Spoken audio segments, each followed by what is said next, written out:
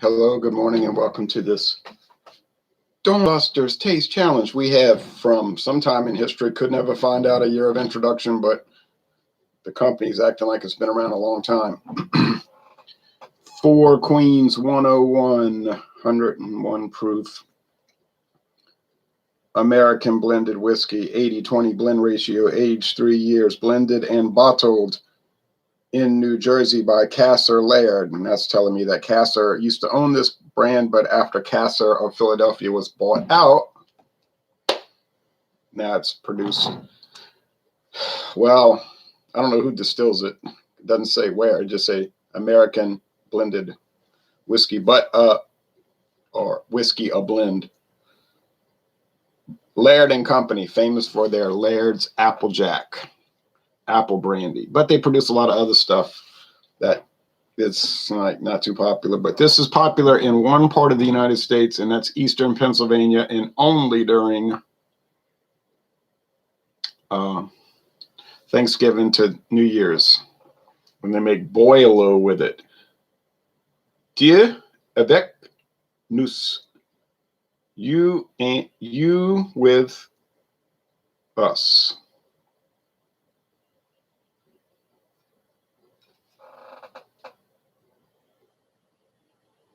I guess that's the motto. It might be the Kasser motto. I don't know. Recall seeing this on Laird products. I guess it means like we're all in this together. All right. This is Kentucky Beau. Beautiful Kentucky.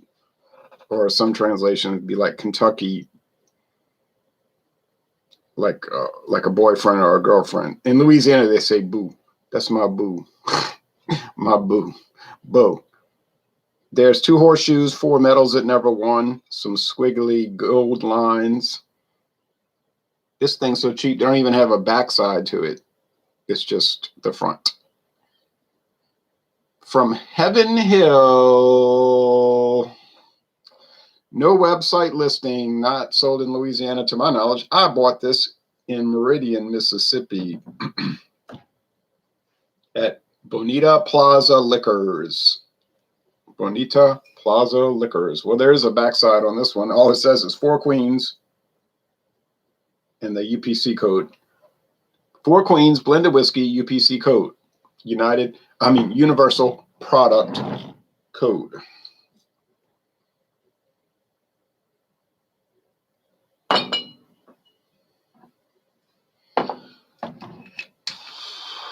$11.99 for the 4 Queens, $6.49 for the Kentucky Beau. $11.99, $6.49. Apparently, this is cheaper in New Jersey and Pennsylvania, but it does me no good because I'm not in New Jersey or Pennsylvania, and I bought this at Martin Wine Cellar in Metairie, Louisiana. Martin Wine Cellar.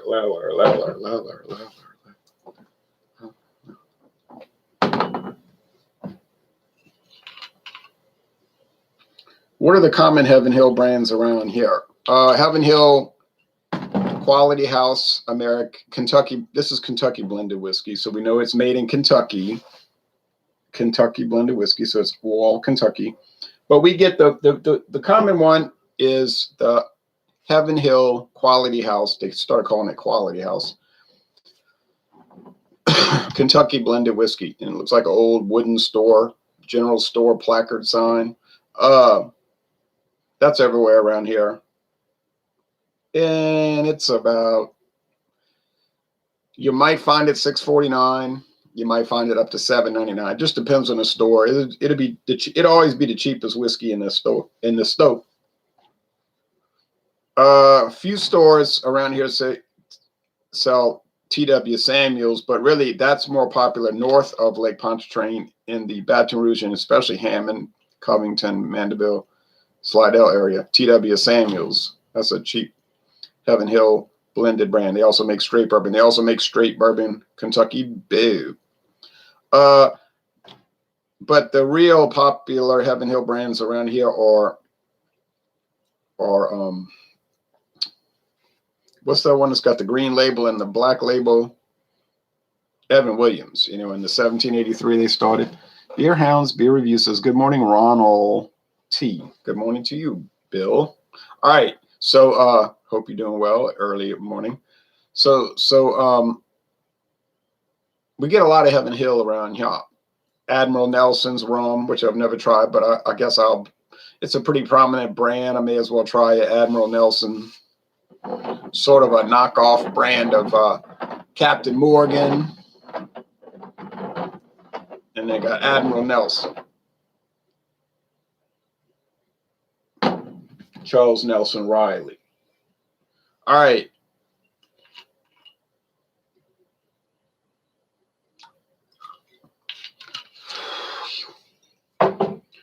It's like whiskey. You could never, rum is like whiskey. You'd never be able to really cover every brand because there's too many. But I'm trying to cover the main ones, you know, like with rum. Captain Morgan, Cruzan, of course, Bacardi, naturally. Margaritaville, probably, because that's pretty popular. Admiral Nelson. What's the other one? Don Q. Don Q. So that's, and that'll take forever. And then, you know, with tequila, naturally, Jose Cuervo Gold, the Cuervo Gold, the Jose Cuervo Silver, then the Jose Cuervo Tradicional Gold, the Jose Cuervo Tradicional Silver, you know, the more purified ones, not the mixtos, and so on and so on. And Patron, and I mean, there's so many tequila brands, you'll never catch up with that. Well, I mean, it's the same with any brandy, rum, gin, vodka. It's all the same. It's so many brands, man. And beer. Now, been up all night, still drinking. Oh, well, that's not necessarily a good thing. All right. Are these going to taste different one to another? No, probably going to taste mostly like corn, mash. Like Evan Williams, I think, is a sour mash, so they might be using that, you know, in this thing.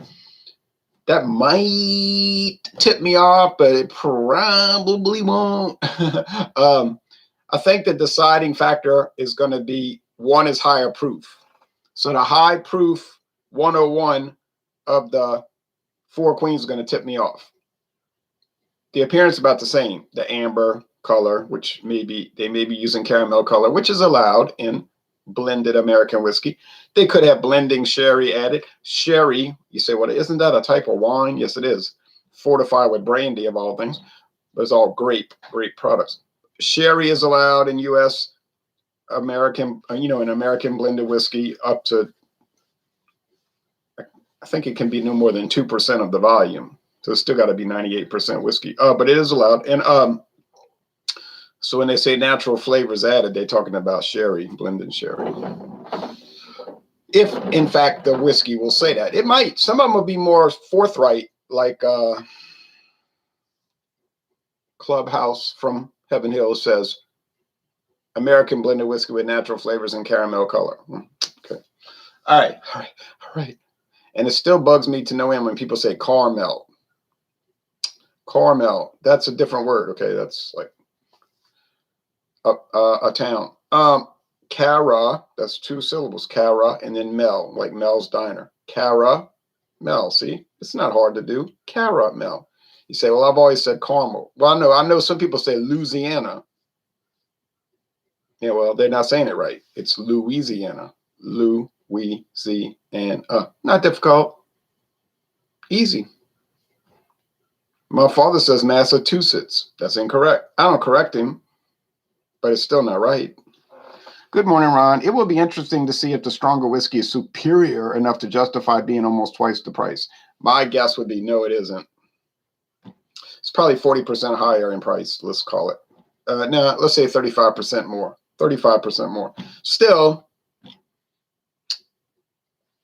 because, I mean, I'm going by the price point here. I got to pay a higher price in Louisiana.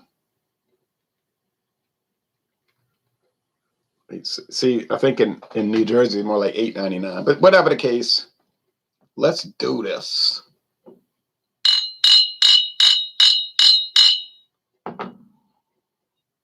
We're planning to do Fandango Friday tomorrow night. I may have to skip a week. Probably will. May have to skip a Wednesday. But, you know, summertime and everything. But Fandango Friday, we're doing liqueurs. James P. Madonna said he got 5 bottles for upcoming Fandango Fridays. That's good. I got the Pink Whitney. Not Pink Floyd, Pink Whitney, and there's a reason behind that name. And then I've got that pickle flavored vodka. Oh my goodness. I got the Tabasco barrel treated George Dickel. See how that works out. But you know, anyway. And then I got to do solo reviews with those things. How will I drink those things down? I'm gonna have to try to offer people all that. Y'all want to try some? I'm trying to, you know, get rid of it. This smells like corn. Corn, corn, corn. Even cornbread without the sweetness, you know, because cornbread be kind of sweet. So it's like corn. You say, you mean like any kind of corn product. Yep, that's pretty much what we're dealing with. Joe Biden's dentist. So one of my brothers called yesterday to tell me he received a $20,000 bonus, but after taxes, he got $9,700. Taxation is out of control, so let us drink and be merry. You see, people want free stuff, and they're willing to pay for it. Well, actually, they're not willing to pay for it. But the ignorance of the American people is rivals that of the Canadians. They want all these services, you see. They want it free. They don't realize it's got to be paid for, so they pay exorbitant taxes to get free stuff. You know, I only paid $80 to get $50 worth of free stuff, and they see that as a value. You paid $80 for every $50 of free stuff they get, and that's seen as a value. But people are largely innumerate and greedy. See, you people are sinful, so they're greedy. They want other people's money and not pay for it. You say, well, they're not going to steal it. No, they let the government steal it. Then they feel better about it. All right. This one has the corn thing going. The roasted corn, the cooked corn, the baked corn, the boiled corn, the corn. But it's not as musty, you know, thing like that.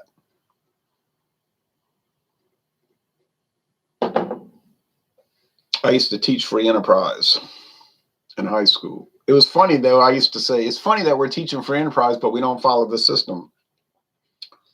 And I would tell students, what we're teaching is not actually free enterprise. It's mixed, what you would call international finance capitalism. Because, you know, like basically no free enterprise exists, you know, really. If it's free, then it ain't regulated. It's called hornswoggling. Okay. This one has a more profound nose. But that doesn't mean I know which is which, you see, because it could be lower proof and have a stronger nose, you see, a more robust nose. So at this point, I don't know. I don't know which is which. Now, which aroma do I prefer? Neither. No. Well, that's probably true. But anyway,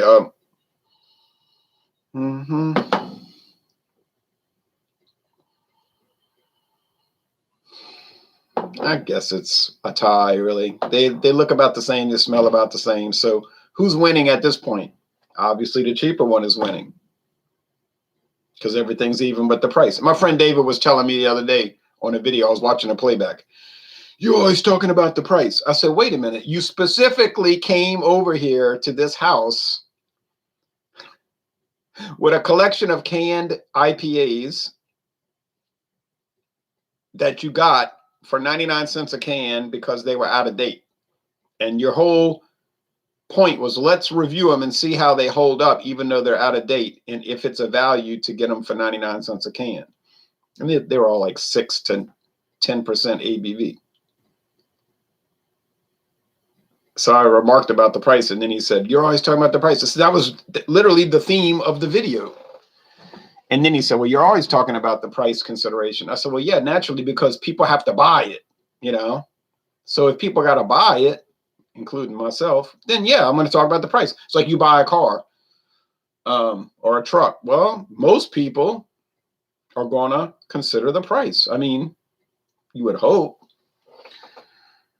I'm the biggest idiot in my house besides my brain dead dog who eats rocks, says Kermit the Plane. Well, that's great. I'm glad to hear that. Well, I got to get back to planet Earth now. Florida Baseman says, "Oh Lord, why pickle and Tabasco? What were they smoking when they came with those?" It's just a flooded market, so you got to try to come up with something different to stand out. We will bury you without firing a shot," said Nikita Khrushchev. He was right. Yeah, because you said the United States would just become more socialist over the decades, and then the Soviet Union would slowly adopt capitalistic practices. And so then it would be no reason to fight because they would be so similar. Well, they are now so similar. Both have authoritarian type governments and socialistic and all. But now they still fight because of what? Like I said in my long video about Russia, it was nationalism all along. It never really was about economic systems and all of that. It was just that the British and the Americans had it in for Russia. Well, really the British, but they had Russia on the hit list since 1815, you see. So that was all a smokescreen, all this communism and all. It wasn't about that. It was about getting the Russians. Honestly, with today's world, I'd rather not be on this planet. I'd rather get out before getting arrested for not being a vegan. Yeah, well, it's all, I'm not saying it's good and we should not care about it. Don't get me wrong. I'm not a premillennialist Protestant. You know what I'm saying? But I mean, it is prophesied. This is the way it has to be. Anyway, but it doesn't have to be now. You know, I'm not trying to sell DVDs and get you to go to a seminar so they can tell you Bible prophecy. You know, that's an old scam. Been doing that. They've been doing that since the 1800s. You know, I know what's going to happen. You can come to my seminar and, of course, give me a lot of money. And I'll tell you what's going to happen to the future of the world. And a large percent of the money is going to go to Tel Aviv and Jerusalem and support the IDF. All right, anyway, because probably who's supporting the guy. Anyway, ha ha ha, murmur, wink, wink, nudge, nudge, say no more. This tastes okay.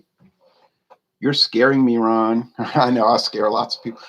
The free stuff idea isn't surprising. It's like saying Bishop Sheen was brave and traditional for resisting Vatican II, but Archbishop Lefebvre was crazy. Well, Archbishop, that French Archbishop, he kind of, you know, went off the deep end, decided he's going to ordain his own bishop, you know. But you get these kind of cranks on the right and the left, really. It's always been that way. Some things will never change. You know, people become the master of their own reality. You know what I'm saying? And they get on fixations.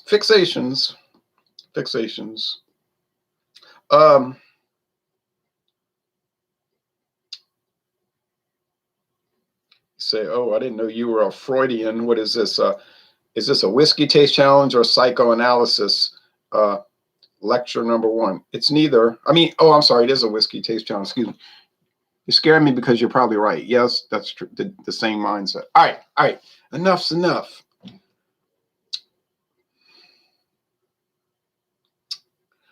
If you have this mindset, this whatever need or want or drive to drink heavy corn products at a very low price and probably a very low ingredient quality level. And look, the ingredients may not be bad, no, because Heaven Hill already said that if they make some bourbon and it doesn't come out right, they dump it into a blended whiskey. So it could be Elijah Craig for all we know. It could be Old Fitzgerald, and then something happened with the temperatures and then whatever, and they tasted it and said, "Bleh, we can't put this in an Old Fitzgerald bottle." And then the guy says, "Well, dump it and blend it with Kentucky Beau." Those guys won't care, and they don't. Now, I know some people are going to say counterpoint. You're going overboard with that because people don't drink that stuff neat. They don't buy 4 Queens 101 to drink neat. You just finished talking about how they Buy it to make boilo, a holiday cocktail. That's right. And they're not buying Kentucky Beau to drink neat out of these little Diamore glasses talking about, oh, look, the intricate yeasty qualities. You're right, they're not. They're buying it and mixing it with Delaware Punch. You're watching Angie reruns from 1980.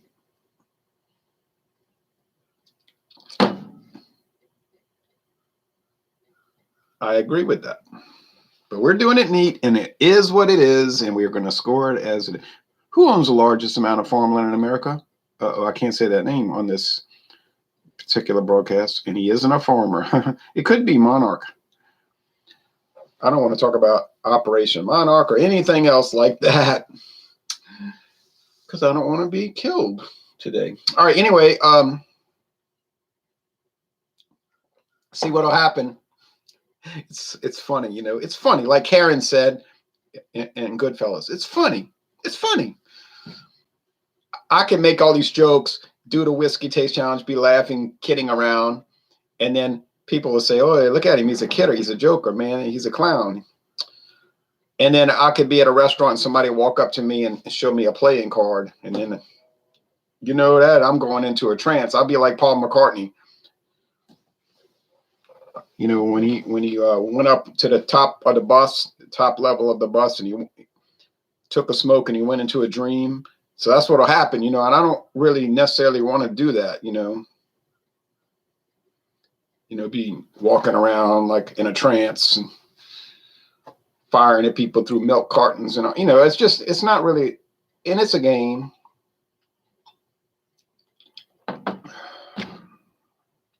The ice is gonna break. All right.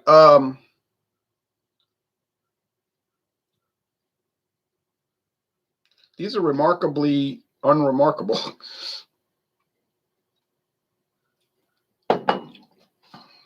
You say that's why you're talking about everything else, because these things are so blah. Yes, that's probably true. Is the proof standing out? It's not really, and it's not affecting me in any kind of way. Do not judge my facilities. You are not my. All right. Okay. Taste, can't figure it out. Okay, well, there we go. It's another tie. So we're like tie down the line is tie. So who's the winner? If one should use the word winner in association with these two products, you say, well, how about calling it, which one is the less of a loser? Okay. Wouldn't necessarily argue with that. The winner is not Four Queens, because Four Queens costs too much. It's 101 proof. That's fine. I'm not one of those proof guys anyway. Kentucky Beau wins by default because it's cheaper. Does it have a better color? No. Does it have a better aroma? No. Does it have a better taste or body or mouthfeel or finish? None of those. It's just cheaper.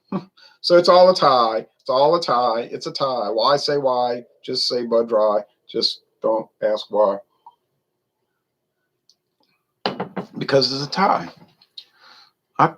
Angie Dickinson was smoking hot. What does it have to do?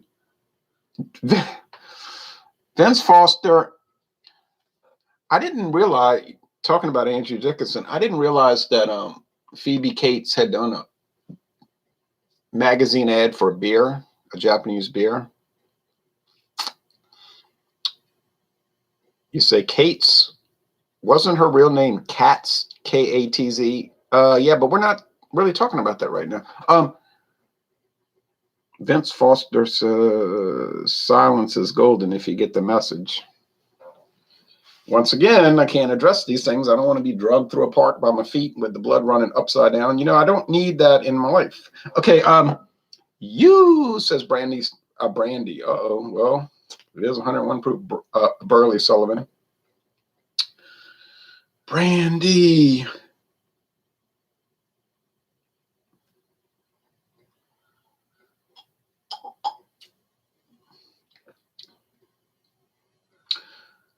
I used to fly planes out of Mena, Arkansas. Okay, it's just kind of regular. Like it, I mean, I kid around and joke about these products and put them down and show no mercy towards them and ridicule them to no end, justifiably so. But they're not really that terrible. A lot of that's just antics, you know. It's dramatic. I'm being dramatic. Being dramatic. He is being dramatic. But on the other hand, there's certainly not any kind of fantastic thing. But, you know, we can overplay it and make it like it's horrible. Oh, it's so bad. Watch my video. Don't forget to like, comment, subscribe, guys. Join my Patreon account. Give me money so I can buy liquor. I love those videos where people are telling you they want you to give them money so they can buy more alcohol and make videos. And I'm like, really? Not going to happen. It's like, why would I give you money so that you can make YouTube videos? Why would I give you money so that you could make YouTube videos? You say, but some people do. That's the scary part. That's where you get nervous. When you realize there's at least one person on earth who gives money to other guys to make videos on YouTube. That's the part, you know, do not feed the dog from the food from the table. I have to. You don't have to. All right.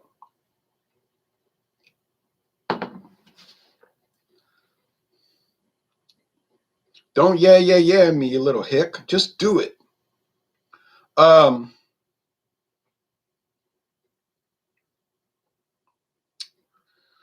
Well, this is actually a little shock because I said, well, I'll drink through it and make little jokes and whatnot, and then people will make little like jocular humor comments and whatnot, and oblique references to various things. But I said to myself, ultimately, the proof will shine through, like your true colors come shining through. So don't be afraid, because the true proof will come shining through. But it didn't. It didn't really. Didn't really. So I guess it's a lesson. You think the 101 is going to just definitively beat the 80, but it doesn't really. Not in this case, at least. Might in other cases. So I think maybe this is the 101 just by feels a little stronger, but I'm not confident at all. And if I get it wrong, if I get it right, I'm not going to take credit. I'm not going to take credit if I get it right. And if I get it wrong, I'm not going to go after myself, because I'm telling you right now, it's almost indistinguishable. So even if I get it right or wrong, it's a bit practically meaningless exercise. You say, well, yeah, I know. We're not dealing with premier products. We know that. I love how people will tell me that sometimes. They'll tell me this like Wild Irish Rose is not a premier wine. And I'm like, you kidding. Now, when I paid $3.99 for that bottle, I thought it was premier. I don't know. It's like, okay, I get that. It's the Kentucky Beau, so I couldn't tell them apart. Oh, well, tough. Too bad for me. I'll survive. I will survive. Angie Dickinson and Rio Bravo. Well, see, I don't watch movies, so I don't know. When people make movie references like, the good, the bad, and the ugly, the graveyard scene, and I'm like, I don't really watch that stuff. I mean, I never watched the good, but I don't watch movies. Okay, so they're boring to me, Mike. All of these movies are boring. Well, I mean, there's a handful of them that weren't boring that I liked, like, say, The French Connection, stuff like that. But most of the time, watching a movie is like torment. I just can't wait for it to end. I don't go to the movies anymore. And I wasted so many hours of my life watching those stinking rotten superhero movies. Terrible. There's only 2 superhero movies that I ever saw that were worth watching. And that was Batman from 1966, which was sort of kind of like Airplane from 14 Years Later, where every line in the movie is a joke. Like every line is great, So And remember, they took the United Nations officials and they dehydrated them down into like powder, and they had them in vials. And so Batman and Robin had to like sort of rescue them, so that they had to figure out a way to rehydrate them, because it was going to start a world conflict or something. You know what I mean? But that was pretty funny, you know. Everything is like double entendre in the whole movie. And they had a great cast of, you know, great actors, of course. So that was a riot to watch. It was really good. And then you had the best Batman actor.